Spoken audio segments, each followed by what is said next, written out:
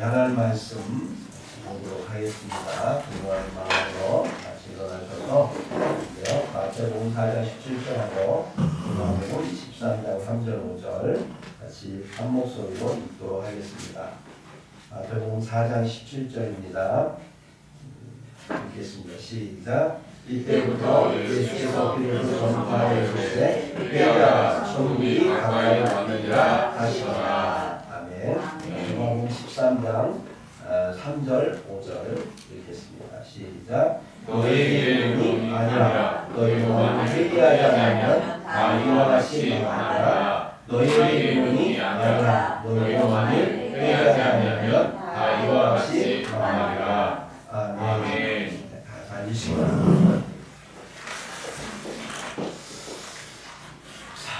오늘 말씀의 제목이 다시 한번 읽어볼까요? 시작.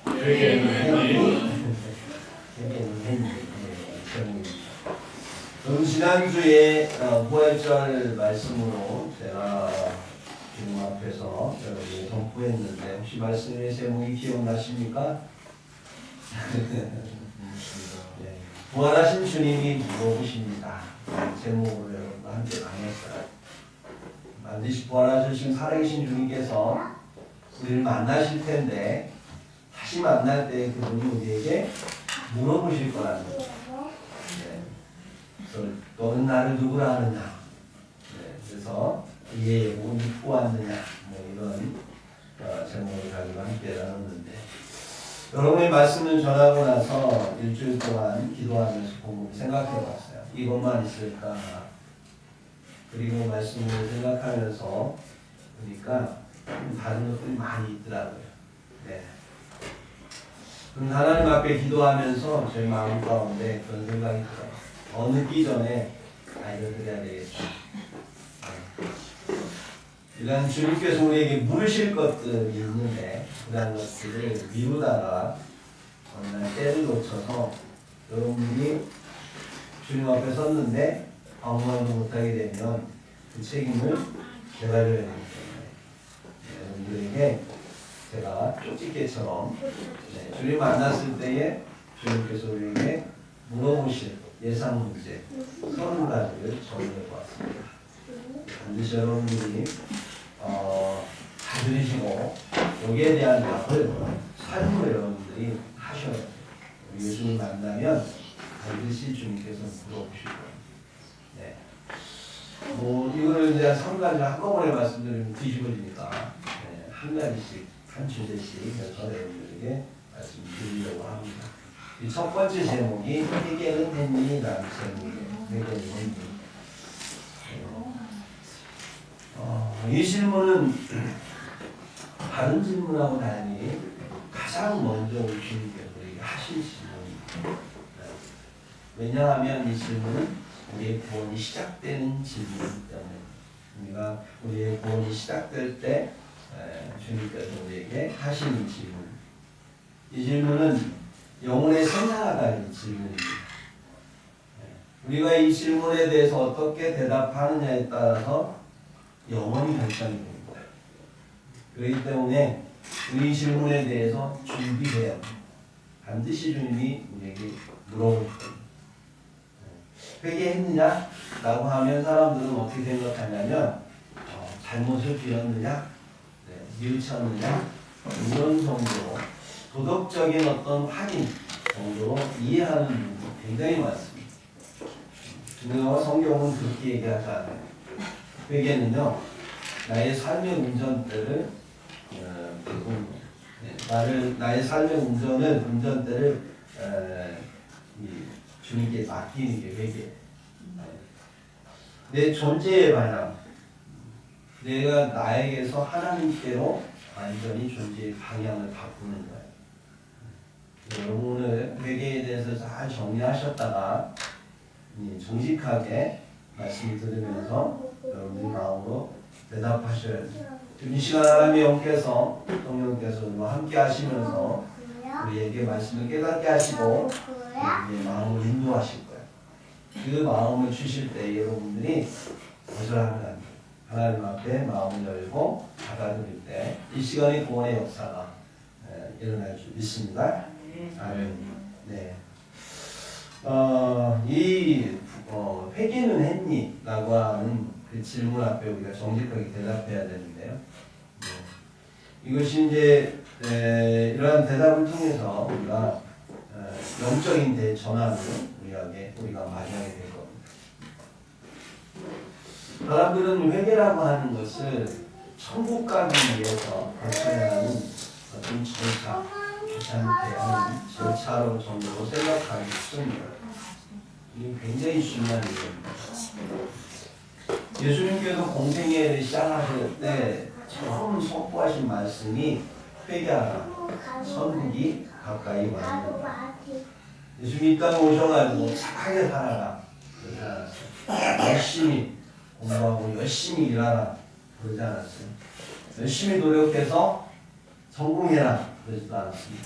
천국 가는 사람은, 천국으로 이끌 사람은 가장 먼저 필요한 게 회개다. 그래서 주님께서는 회개하라, 천국이 가까이 왔느니라 하면서 천국과 회개를 직접적으로 연결시키셨습니다. 그래서 회개 없이는 천국에 갈 수가 없다라고 합니다. 회개 없이는 우리가 천국을 경험할 수도 없고 주님을 만날 수도 없습니다. 네. 그래서 예수 믿을 때 가장 첫 시작이 회개입니다. 누가복음 13장 3절 5절 우리가 금방 읽었는데 거기에 우리가 예수님께서 이렇게 말씀하셨죠. 너희도 만일 회개하지 않으면 다 같이 다 이와 같이 망하리라. 네. 2번씩이나 말씀하셨어요. 2번씩이나 회개하지 않으면 다 이와 같이 망하리라. 그럼 강조하셨다는 건 굉장히 중요하다는 겁니다. 회개는 우리가 믿으면서 선택할 사항이 아니에요. 회개해도 그만 안 해도 그만이 아니라 이것은 반드시 해야 돼. 구원을 받기 위해 주님을 만나서 천국에서 함께 살기 위해서는 반드시 우리에게 있어야 될 필수 조건입니다. 우리가 아무리 지식이 많고 아무리 우리가 교회를 오래 다녀도 정말 인품이 너무나 훌륭해서 주변 사람들이 많은 칭찬을 하고 존경을 해도 회개하지 않으면 주님께는 아무 의미가 없습니다. 왜냐하면 이 회개는 그냥 뉘우치는 것이 아니라 돌이키는 것이기 때문에 그렇습니다. 네. 우리가 예배드리면 또는 기도하면서 회개하세요 그러면 죄를 우리가 생각하면서 눈물을 흘리고 마음을 통회하면서 그러면서 내가 왜 그랬지, 잘못했네 이러면서 눈물 흘리는 그걸 회개라고 하는 게 아닙니다. 그 하나의 감정적인 회개를 위한 감정적인 과정에 불과한 진짜 회개는요, 그 감정을 넘어서는 거예요. 돌아서는 거예요. 가룟 유다를 보세요. 가룟 유다는 후회했을까요? 회개했을까요? 후회했습니다. 그러니까 자기가 한 일을 굉장히 자책했어요. 몹시 괴로워하고 내가 어떻게 하다 예수님 팔아먹었을까? 나 같은 것이 이런 일 하면 안 되는데 어떻게 하면 이 일을 처음으로 다시 되돌리지? 내가 순간적으로 너무 화가 나고 또 열받고 내가 왜 돌았나? 갑자기 왜 내가 우리 스승님을 팔아먹었지? 하면서 막 이걸 되돌리려고 은 30을 막 가져다 주면서 그냥 어떤 일로 합시다 막 하고 별짓을 다 해봤는데 해결이 안 됐어요. 그러니까 후회하고 각성하고 그것을 한번 어떻게 돌려보고 막 이렇게 하려고 하는데요. 그 후회의 근거는 뭐냐면 나중심이라는 거예요. 나중심. 내가 뭔가를 해보려고, 내가 뭔가를 하려고. 그러니까 회개라고 하는 건 나 중심이 아니라요, 하나님 중심으로 돌아서는 거예요. 그러니까 잘못을 하고 죄를 범했을 때 하나님 앞에 돌아서는 겁니다. 내가 왜 그랬을까? 내가 그러면 안 되는데, 내가 이렇게 한 건 내가 잘못했구나. 여기서 끝나는 게 아니고 하나님을 생각하는 거예요. 내가 하나님 떠났구나. 하나님의 마음 아프게 해드렸구나. 내가 이제 주님께 돌아서야 되겠구나. 이게 회개인 거예요. 여러분들이 죄를 지면 그 죄악을 범하고 나면 우리의 기도는 어떻게 되면 하나님 내가 거짓말했네요. 아 내가 본의 아니게 하나님 내가 남의 것 탐내고 미워하고 막 그랬네요. 용서해 주세요. 이건 뉘우치는 거고요. 회개는 뭐냐면 가장 근본적인 죄를 회개하는 거예요. 내가 주님께서 주님으로부터 떠나 있었습니다. 그 죄의 열매들은 주님께로부터 내가 떠나 있을 때 생기는 그 열매들일 뿐이에요. 거짓말 왜 할까요? 주님께 붙어있으면 거짓말 못해요. 그러지 않습니까? 내가 누구를 미워해요? 주님께 붙어있으면 미워할 수 없어요. 왜냐하면 주님 그 마음을 싫어하세요. 그죠? 도적질 하고 싶어도 못해요.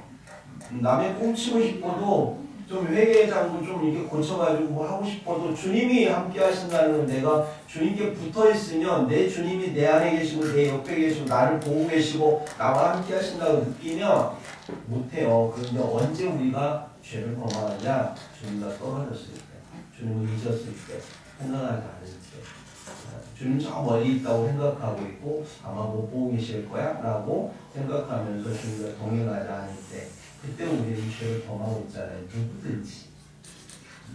그러니까 우리가 근본적으로 회개해야 돼서 내가 주님께로부터 내 시선이 세상을 향했습니다.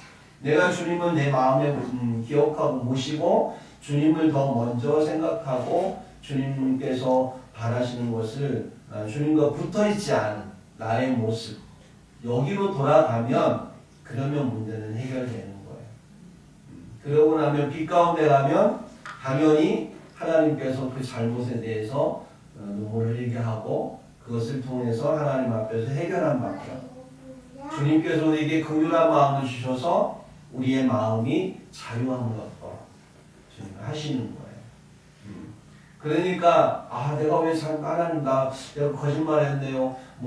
내가 왜 그랬지 하면서 후회하고 뉘우치고 백날 해봤자 의미 없어요. 주님께 내가 다시 주님께 향하고 주님께 붙는 것이고 주님과 함께 동행하는 것이 그게 바로 회개입니다.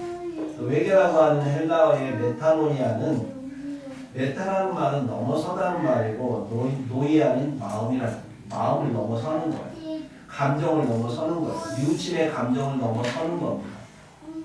생각의 틀이 바뀌고 삶의 방향이 180도로 완전히 전환되는 것을 회개라고 하는 거예요.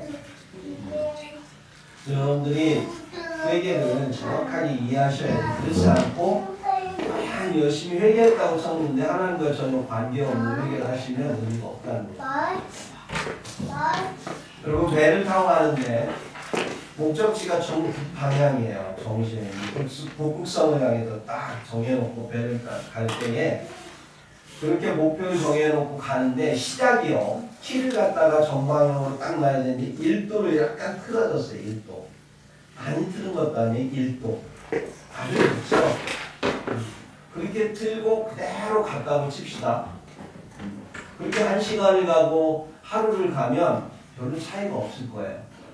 근데 그게 몇 날 며칠이 되고 몇 달이 되고 몇 년이 되다 보면 어떻게 될까요? 시간이 갈수록 그 키는 계속해서 벌어질 겁니다.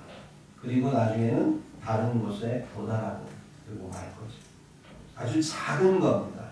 그때에 내가 길을 잘못 들었다고 그러면서 주저앉아서 아무것도 하지 않고 울고만 있으면 이것을 후회라고 하는 거예요. 회개는 뭐냐? 목적지를 잘못 왔네? 이 방향키가 잘못됐네? 다시 전국 방향으로 키를 돌리고 다시 가야 되는 거예요. 그쪽을 향해서 항해하는 것이 회개입니다. 후회와 회개의 차이점 아시겠죠? 네. 그래서 여러분들이 지금 나가는 인생의 키가 어디를 향하고 있는지 봐야 되는 거예요. 우리가 조금씩 나도 모르게 세상을 향해서 1도만 이렇게 놓고 그리고 살아갔던 나의 이 정도는 괜찮아 라고 생각하면서 점점 그렇게 하나님과 멀어져서 그동안 계속 살아왔다면 이제는 그 길을 돌려야 돼요. 하나님께. 그러지 않으면 우리는 망합니다. 이스라엘 백성들 주님께 구원받았다고 했던 사람들입니다. 홍해를 건너서 구원받았어요. 주님께서 그들을 청하에서 불렀습니다. 청함을 받은 사람들이에요. 그런데 그들이 택함을 받지는 못하고 광야에서 다 죽었어요. 그 광야 2세대가 들어갔죠. 이게 무엇을 상징하냐면 지금 교회에 여러분, 저와 여러분 여기 와 있지만 주님께서 우리를 청하신 거예요. 우린 청함을 받은 사람들이에요. 택함을 받으려면 성령께서 우리 안에 회개함으로 우리가 주님 앞에 붙어 있어야 돼요. 그게 택함을 받은 사람의 모습. 교회에 와 있고 예배 드리고 있고 이 자리에 앉아 있어도 택함을 받지 못할 수 있는 거예요. 회개하지 않으면 주님께 나의 방향키, 삶의 인생의 방향키를 돌리지 않고 세상에 있는 그대로의 생각을 가지고 이 자리에 와 있고 계속 그렇게 신앙생활하면 우리는 내 인생의 배는 목적지를 향하는 게 아니라 다른 곳을 향하고 있다는 것을 깨달으시기 바랍니다. 아멘. 네. 회개라고 하는 것은 단순한 그런 행동을 수정하는 게 회개가 아니고 그 수정하는 건 결과고요. 존재가 변하는 겁니다. 존재가. 네. 그래서 요한복음 3장 3절 5절에 보면 니고데모에게 주님께서 뭐라고 하시냐면 사람이 거듭나지 않으면 하나님 나라를 볼 수 없느니라 이렇게 말씀하세요. 회개라고 하는 것은 옛 자아가 죽고 새 자아로 사는 거예요. 옛 자아는 뭐냐면 정욕에 반응하는 세상이 주는 안목의 정욕과 육신의 정욕과 이생의 자랑에 반응하는 나의 그런 육신의 정욕에 반응하는 옛 자아가 죽고 성령께 반응하는 하나님께 반응하는 새 자아로 살아가는 것, 이게 바로 회개를 한 사람의 몫이고 또 거듭난 자의 모습이다라고 합니다. 우리 주님께서 우리에게 질문하세요. 너는 회개했니? 라고 하는 주님의 질문은 뭐냐면 너 거듭났니? 라는 질문과도 같은 상통하는 질문입니다. 너 새 사람으로 되었느냐? 라고 주님께서 물으시는 거예요. 세상을 향해서 마음 쓰고 육신의 정욕을 향해서 마음 썼던 나의 모습들이 내 안에서 죽고 우리 하나님께 반응하는 거예요. 그리스도의 생명이 내 안에서 반응할 수 있도록 꿈틀거릴 수 있도록 그 그리스도의 생명, 성령으로 인하여 주어지는 그리스도의 성령의 생명에 우리가 반응하는 것, 이것이 회개다라고 하는 거예요. 그 결과 어떻게 되냐? 마태복음 13장 8절에 보니까 돌이켜 어린아이들과 같이 되지 아니하면 결단코 천국에 들어가지 못하리라 이런 말씀입니다.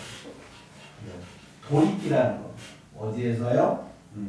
어른의 마음을 돌이키라는 거. 어린아이와 같은 마음을 가져야 된다는 거. 어른은요 스스로 자기를 통제한다고 생각하고 교만한 마음을 가진 게 어른의 마음이고요.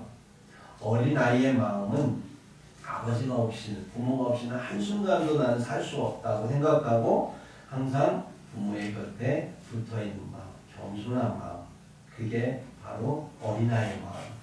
주님께서 바라시는 어린아이와 같이 되지 아니하면 라고 하는 것은 어린아이, 거기서 말하는 어린아이는 우리 하나님만 의지하는 거예요. 하나님만 의지하고 그분께 붙어있는 마음, 그런 마음을 가진 자만이 천국에 들어간다고 하는 거예요. 네, 어린아이도 보면 간혹 그렇게 악을 행할 때도 있지 않습니까? 말이 안 되기 때도 있고 그런 어린아이를 말하는 게 아니고 하나님만, 부모님만 의지하는 어린아이처럼 하나님을 아버지로 삼아서 하나님만 의지하는 그 사람을 주님께서 천국에 들이시겠다는 거예요. 왜 그분들이 천국에 들어갈 수밖에 없을까요? 천국은 하나님과 함께 살기 때문에 그렇습니다. 하나님과 전혀 관계가 없이 살아가는 사람이 천국에 내가 예수 믿었다고 나 천국 갈 겁니다. 갈 수도 없거니와 가도요. 그게 천국이 아닙니다. 왜냐하면 예수는 모르잖아요. 모르면 천국이 지겨워질 거요. 재미가 없을 거요. 네. 여러분 아무리 금은부화가 가득한 집에서 100년, 1000년을 살아보세요.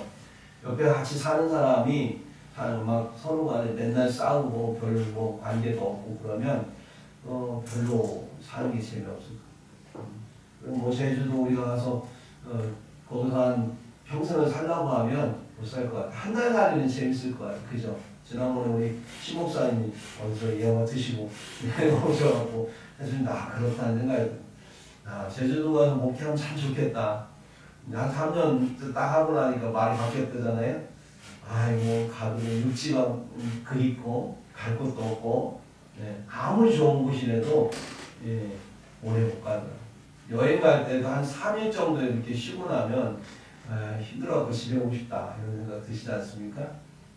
결국은요, 그 누구와 함께 있느냐가 중요한 거예요.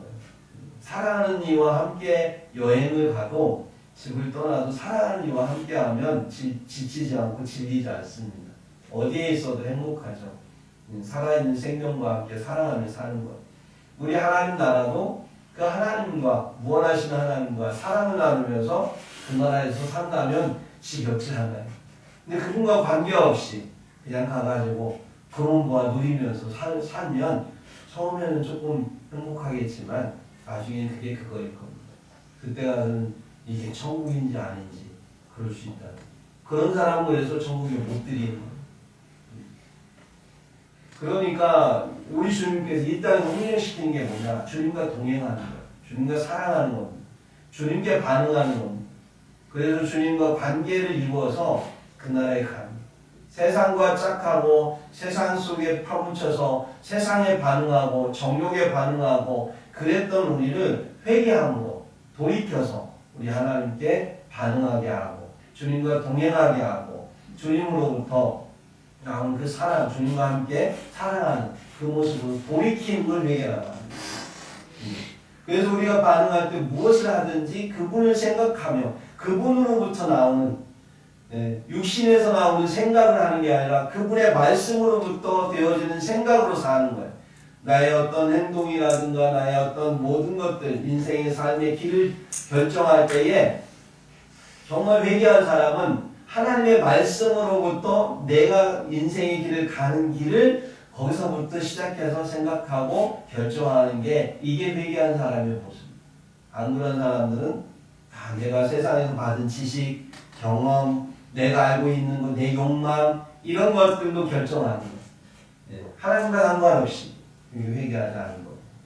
여러분 회개하려고 하면 회개를 못하게 하는 세 가지 방어 기제가 우리에게 심리적으로 있습니다. 첫 번째가 뭐냐? 수치심이에요. 죄를 지면 내가 죄인이라는 생각이 들면 그 수치심이 막 밀려와요. 너 틀려먹었어. 너 같은 것이 뭐 하나님이 너 같은 거 받아줄 것 같아? 너는 이제 하나님 앞에 나가봤자 의미 없어. 이렇게 얘기하는 거야. 나 스스로 내 안에서. 그러면서 숨게 만들죠. 아담이 수치심을 느끼고 숨었지 않습니까? 아담 어디 있느냐 했더니 숨었대요. 내가 벗었음으로 숨었다고. 수치심 때문에 숨었다는 거예요. 건강한 회개는요, 숨는 게 아니고 거룩한 죄책감으로 하나님께 나아가는 거예요. 거룩한 죄책감. 하나님께 반응하는 그런 거룩한 죄책감으로 하나님께 나아가는 게 회개라고 하는 거예요. 행동은 잘못됐지만 하나님이 나를 기다리시기 때문에 그분의 긍휼을 믿고 그분의 빛 안으로 그분의 품 안으로 나아가는 것 이게 회개다라고 하는 거예요. 두 번째 우리가 회개할 때 우리 방어 못하게 하는 게 뭐냐면 합리화. 뭐 남들도 다 하는데 뭐 이 정도 가지고 뭐 이게 무슨 죄야? 이게 어때서? 이러면서 합리화시키는 거예요. 어느 순간에 세상의 지식과 상식들 이런 것들에 의해서 내 인지가 왜곡되어 있는 거예요. 하나님에 대한 인지 이런 것도 왜곡되어 있습니다. 그래서 그러한 왜곡된 인지를 벗어 던져야 됩니다. 나를 둘러싸고 나를 지배해왔던 내 생각을 지배해왔던 상식들 내 지식, 내 기준 이런 것들을 내려놓고 말씀으로 돌아와서 말씀을 기준 삼아야 돼. 말씀이 나의 인지 구조를 바꿔놔야 돼. 이게 회개라고 하는 겁니다. 세 번째 우리로 하여금 회개치 못하게 하는 것이 뭐냐면 습관의 저항. 죄가 반복되면 어떤 일이 벌어지냐면 우리 뇌 가운데에 고속도로가 생겨요. 죄의 고속도로. 반성이 생깁니다. 그래가지고 익숙해져서 어떤 상황이 되고 비슷한 상황이 되면 그냥 저절로 빨려 들어가요. 처음에는 내가 선택하죠. 두 번째도 내가 좀 선택하다 어느 정도 하다가 이제 익숙해져 습관이 돼버리면 그 상황이 되면 나의 의지와 상관없이 그냥 쭉 가버리잖아요. 그것 때문에 내가 돌이키고 싶어도 그것들이 결국 나로 하여금 돌이키지 못하게 만드는 경우가 있습니다. 그래서 이 회개라고 하는 것은 단 한 번은 끝나는 게 아니고 날마다 매일매일 내 의지를 굴복시켜서 거룩한 훈련을 하는 것이 회개다라고 합니다. 그래서 정말로 우리가 그렇게 존경하는 사도 바울도 나는 날마다 죽노라 그래요. 그 얘기가 뭐냐면 날마다 회개한다는 얘기입니다. 예. 너는 자기를 부인하고 자기 십자가를 지고 날마다 나를 쭉 따라가는 거야. 날마다. 그러니까 자기를 부인하고 내 욕망을 부인하고 내 정욕을 부인하고 내 육신이 주는 생각들을 부인하고 자기 십자가 그것들을 못 박아버리고 그리고 우리 주님께 향하는 것.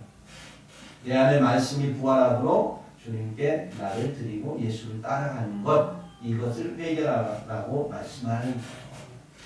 단순히 잘못됐습니다 하면 눈물 뿌리고 하는 것이 회개가 아니라 그런 회개의 과정 속에 나타나는 반응에 불과한 거고요. 바른 인식을 가지고 우리가 회개를 해야 된다는 겁니다. 마태복음 3장 8절에 보면 그러므로 회개에 합당한 열매를 맺고 회개하면 열매가 반드시 결과로 따라온다라고 주님은 말씀하시는 겁니다. 네. 회개하면 반드시 어떤 열매가 우리에게 따라오느냐? 주님의 시선을 따라간다. 내 육신의 시선, 내 안목의 정욕을 따라 내 시선이 가는 게 아니고 내 마음의 시선이 가는 게 아니라 우리 주님의 마음의 시선을 따라가는 거예요. 네. 그래서 우리가 돈을 쓰더라도 우선순위가 주님이 기뻐하시는, 주님이 바라보시는 그곳에 우리의 마음, 우리의 돈을 사용하게 되어 있습니다. 또한 사람을 대할 때도 우리 주님의 시선으로 사람을 대하게 되는 거예요. 그래서 작은 자에게 곧 한 것이 내게 한 것이다. 늘 주님은 정말로 연약한 자, 작은 자, 이러한 자들에게 관심을 갖고 계시기 때문에 우리의 마음 가운데 나도 모르게 주님의 마음을 품게 되고 긍휼한 마음이 생기게 되고 그들을 대하는 모습이 그들을 존중해주고 세워주는 사람을 대하는 태도가 바뀌게 되어 있습니다. 회개한 사람. 하나님 앞에 진짜 회개하면 우리의 시선이 하나님의 시선을 바뀌게 되면 원수까지도 품고 살아가려는 마음이 내가 하려는 의지가 아니라 성령께서 나와 하여금 그렇게 하도록 만들어 주시기 때문에 원수도 살아갈 수 있어요. 그래서 주님께서 원수를 사랑하라. 이게요, 내 의지로 하는 게 아니고 성령께 내가 하나님께 반응하면 하나님께 붙어있다면 하나님이 나에게 그 마음을 주셔서 그 열매를 맺도록 해서 내가 원수를 사랑하게 되는 거예요. 그럴 때 원수를 사랑해도 그게 내 의가 안 되는 겁니다. 내가 뭔가를 해가지고 내 의지로 하게 되면 그게 자기 의가 돼서 죄의 열매를 맺는 게 우리입니다. 그래서 철저하게 우리 주님께 붙어서 주님께 반응하고 주님의 시선으로 바라볼 때 이 삶의 열매가 성령의 열매로 우리 안에 나타나게 되는 그게 회개의 열매로 우리 안에 드러나게 된다고 하는 겁니다. 요한계시록에 보면 부활하신 주님이 이미 믿고 있는 교회들에게 반복해서 말씀하셨어요. 어디서 떨어졌는지 생각하고 회개하여 처음 행위를 가지라. 회개는 불신자만 하는 게 아니고요. 회개는 믿는 자들이 날마다 해야 되는 거예요. 날마다. 주님과 보존을 마치기 위해서. 주님과 발걸음을 함께 하기 위해서 내 발걸음을 교정하는 것.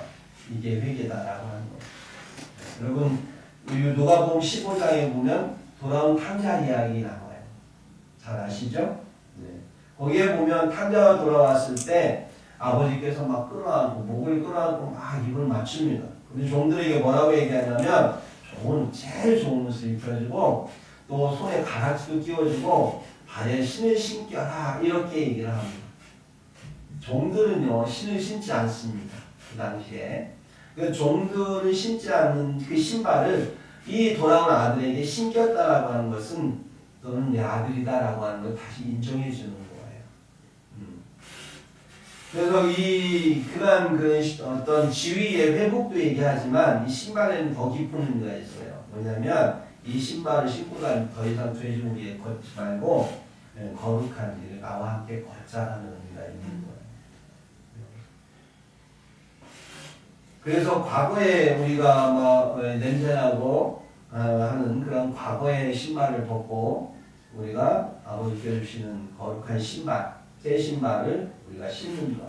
이게 회개다라고 하는 것입니다. 성도 여러분, 이제 말씀을 맺으려고 합니다.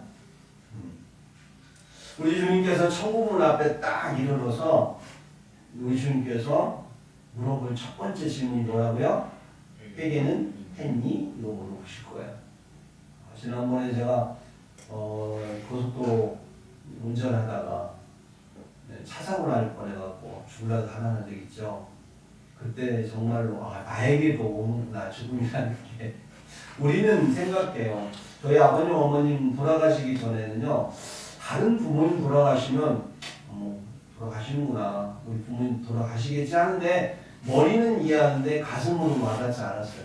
실제 돌아가시고 나니까 오시는구나, 돌아가시는구나. 그런데 또 막상요, 내 자신이 죽는다는 생각 여러분 드십니까? 죽음이라고 분명히 한 번 온다는 거는 알잖아요, 우리. 인정하시죠? 근데 그 죽음이 내 죽음이 될 거라는 것은 가슴이 인정을 않죠. 막 난 영원 살 것 같지 않아요? 그죠? 근데 갑자기 온다니까요. 생각지 못한데 올 수 있다는 거예요. 근데 제가 이 말씀을 중요한 게 뭐냐면, 여러분들 오늘 이 시간에 여기 있다 나가갖고 죄송하지만 그런 일이 없어야 되겠지만 눈 떠보니까 하늘나라일 수도 있는 거예요. 주님 앞에 딱 서질 수도 있는 거예요. 그날이 오늘일 수도 있잖아요.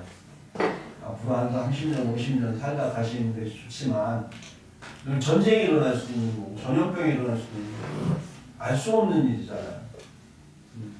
그때가 언제인지 모르니까 지금이 은혜 받을 만한 때고 구원의 날이기 때문에 지금 기회 있을 때 제가 하나라도 여러분에게 준비시켜야 되겠다는 생각이 들어서 30가지를 준비시켜야 되는데 빨리 해야 되겠다 오늘 첫 번째 주제를 했습니다. 회개해야 돼. 회개가 구원의 시작이고 회개한 자만이 천국에 들어간다. 분명히 주님 말씀하셨기 때문에 이거에 대해서 주님은 말씀하셨으니까 점검하실 거 아니에요. 그죠? 그럼 주님이 물어보실 거라는 거. 문 앞에 딱 갔는데 너 회개는 했니? 그리고 왔니? 물어보실 거예요. 근데 회개가 뭐죠? 이러면 안 되는 거죠. 그때 회개 많이 했는데 눈물 뿌리고 많이 했는데요. 그거 말고 내가 얘기한 이 회개 또 서지현 목사 안 가르쳐주든 못 들었는데요. 그러면 큰일 나죠. 여러분에게 말씀드리는 건 회개 정리하시기 바랍니다. 회개는요 의식의 방향을 바꿔야 돼요. 세상을 향한 세상적인 것에 대해 의식했던 건 하나님을 의식하는 방향을 바꾸세요. 여러분 교회 예배 드리는 것, 주일날 교회 나오는 것 제 눈치 보지 마세요. 제발. 오늘 목사님 나 오늘 교회 안 나오는 거 나 어떻게 볼까? 다음에 나 어떻게 볼까? 이런 생각하면 이거 회개 아니에요. 하나님 눈치 보세요. 제발. 하나님 눈치 보시고 내가 주일날 주님 앞에 못 나오면 하나님 앞에 죄송하고 하나님 앞에 회개하셔야지 내 눈 피하지 마세요. 여기에 그럴 분 없으시겠지만 무엇을 의식해야 하는지 알아야 되는 거예요. 진짜 회개는 하나님 의식하는 거지 사람 의식하는 회개 아닙니다. 의식을 전환하세요. 두 번째 회개라고 하는 것은 삶의 방향을 바꾸는 거예요. 삶의 방향이 뭐냐라고 하는 거예요. 무엇을 위해 사느냐, 먼저 그의 나라와 그의 의를 위해서 살고 있느냐, 아니면 이 모든 것 나를 위해서 살고 있느냐. 이 삶의 방향을 바꾸는 게 바로 회개입니다. 나 자신을 위해서가 아니라 하나님께로, 세상이 아닌 하나님께로, 나 자신이 아닌 하나님께로 바꾸는 것. 그게 바로 회개입니다. 후회는요, 우리를 과거의 절망의 늪으로 우리를 끌어당길 뿐입니다. 진짜 회개는 우리를 미래로 나아가게 하고요. 후회는 우리 죄 때문에 자학의 눈물을 흘리게 하지만 회개는 하나님 나라 때문에 감사의 눈물을 흘리게 합니다. 지금 이 자리가 우리 주님께서 여러분에게 물어보십니다. 회개는 했니? 정직하게 우리가 주님 앞에 반응하시기 바랍니다. 그게 아니라면 내가 지금까지 회개하지 않았다면 주님 앞에 기도하십시오. 주님, 용서해 주십시오. 내가 그동안 내 모든 것이 내 인생이 내 것인 줄 알고 살았습니다. 내 인생의 방향을 하나님께 맞추지 않고 세상에 맞춰 살았습니다. 내 인생의 길가 세상을 향했던 걸 용서해 주세요라고 여러분 기도하시면 정말로 우리가 하나님 앞에 회개 합당 열매를 맺음으로 말미암아 우리 주님께서 우리를 기쁘게 맞이하실 수 있도록 우리 하나님 앞에 나아가 저와 여러분의 이름을 예수님의 이름으로 축복합니다. 기도하겠습니다.